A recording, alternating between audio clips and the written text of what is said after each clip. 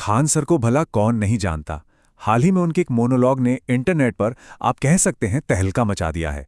इसमें उन्होंने मणिपुर संकट से लेकर अमेरिकी जासूस और एक जेनजी विद्रोह की भविष्यवाणी तक कई गंभीर मुद्दों पर बात की है। तो चलिए जरा खोलकर देखते हैं कि वो आखिर कह क्या रहे हैं। तो खान सर अपनी बात शुरू करते हैं एक बहुत ही कह सकते हैं विस्फोटक दावे से। उनका मानना है कि भारत में खास तौर पर मणिपुर में एक बहुत बड़ी अंतर्राष्ट्रीय साजिश चल रही है और इस साजिश के सेंटर में कौन है? एक अमेरिकी जासूस। और ये कोई गोलमोल बात नहीं है, ये एक सीधा सीधा इल्ज़ाम है। खान सर का मानना है कि दुनिया की सबसे बड़ी सुपर पावर भारत के एक बहुत ही संवेदनशील सीमावर्ती राज्य को जानबूझकर अस्थिर करने की कोशिश कर रही थी और भारतीय एजेंसियों ने इस कोशिश को पकड़ लिया, उसे नाकाम कर दिया। तो बात सिर्फ इस एक जासूस की नहीं है। खान सर के मुताबिक मणिपुर का जो ये पूरा संकट है ना, ये सिर्फ कोई लोकल झगड़ा नहीं है, ये तो एक बहुत बड़ा जियोपॉलिटिकल गेम चल रहा है जिसमें कई अंतर्राष्ट्रीय ताकतें अपने अपने मोहरे चल रही हैं। और यहाँ पर तस्वीर और भी ज्यादा उलझ जाती है। खान सर के दावे को देखें तो इस खेल में तीन बड़ी शक्तियां शामिल हैं। एक तरफ अमेरिका है जो कथित तौर पर जासूस भेजकर माहौल बिगाड़ रहा है, तो दूसरी तरफ है चीन जो म्यांमार के रास्ते उग्रवादियों को सपोर्ट दे रहा है, और इन सबके बीच रूस एक ऐसे सहयोगी के तौर पर सामने आता है जो भारत को इस अमेरिकी जासूस के बारे में खुफिया जानकारी देता है। सच कहूं तो ये किसी जासूसी थ्रिलर फिल्म की कहानी जैसा लगता है।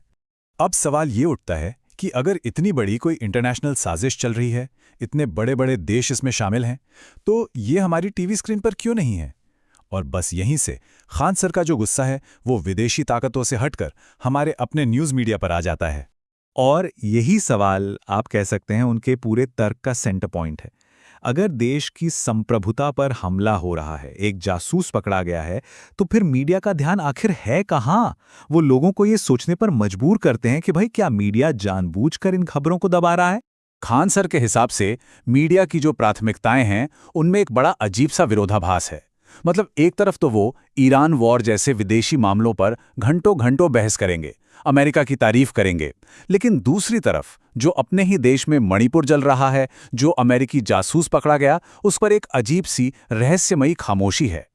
ये जो दोहरा मापदंड है, यही उनकी नाराजगी की सबसे बड़ी वजह है।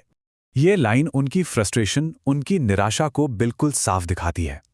उनके लिए ये सिर्फ गलत रिपोर्टिंग नहीं है, ये एक तरह का धोखा है कि जिस देश की मीडिया को अपने देश की रक्षा की बात करनी चाहिए, वो उसी देश की तारीफों के पुल बांध रही है जो कथित तौर पर भारत के खिलाफ साजिश कर रहा है।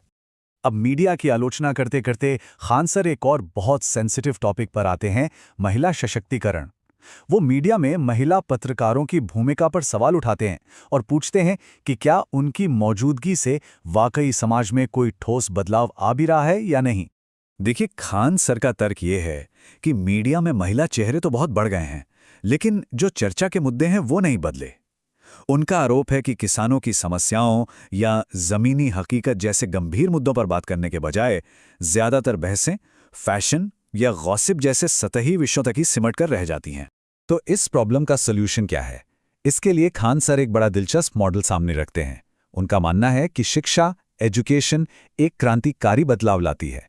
शिक्षा के बिना समाज एक महिला को अक्सर उसकी सुंदरता से आंकता है, लेकिन जब उसे शिक्षा मिलती है तो वही समाज उसकी काबिलियत और उसकी उपलब्धियों को पहचानने पर मजबूर हो जाता है। पैमाना ही बदल जाता है, सुंदरता से क्षमता हो जाता है। तो फिर असली महिला सशक्तिकरण क्या है? खान सर के लिए यह टीवी पर आकर बहस करना नहीं है, बल्कि असल दुनिया में कुछ करके दिखाना है। जैसे कि कोई महिला मेट्रो चला रही है, अपना बिजनेस खड़ा कर रही है, या फिर, और ये बहुत बड़ी बात है, हर 3 जिलों में एक महिला यूनिवर्सिटी की स्थापना करना। उनका संदेश एकदम साफ है, चर्चा इन उपलब्धियों पर होनी चाहिए। अब अपनी बात खत्म करते करते खान सर एक चेतावनी देते हैं, एक वार्निंग, और ये वार्निंग भविष्य को लेकर है। और शायद उनके पूरे मोनोलॉग का सबसे विस्फोटक, सबसे चौंकाने वाला हिस्सा भी यही है। उनकी ये चेतावनी एक खास पीढ़ी पर फोकस्ड है, जेन ज़ी, यानी कि जेन ज़ी। ये भारत की वो यंग जनरेशन है जो सोशल मीडिया पर पली बढ़ी है, जानकारी उनके फिंगर टिप्स पर है, और खान सर के मुताबिक ये पीढ़ी अब सिस्टम के खोखले वादों से तंग आ चुकी है। लेकिन सवाल ये है कि अगर ये पीढ़ी सड़कों पर उतर आई तो इनका गुस्सा किस पर निकलेगा? खान सर का मानना है कि इस बार उनका निशाना कोई नेता नहीं होगा, नहीं, बल्कि वो उस संस्था को निशाना बनाएंगे जिससे वो अपनी परेशानियों के लिए ज्यादा जिम्मेदार मानते हैं। और ये रही उनकी अंतिम और सबसे चौंकाने वाली भविष्यवाणी कि जेन ज़ी का जो विद्रोह होगा वो नेताओं के खिलाफ नहीं बल्कि सीधे न्यूज़ चैनलों के खिलाफ होगा। ये एक सीधी चेतावनी है। अगर मीडिया ने जनता को गुमराह करना बंद नहीं किया तो जनता खुद ही हिसाब बराबर करने सड़कों पर उतर आएगी।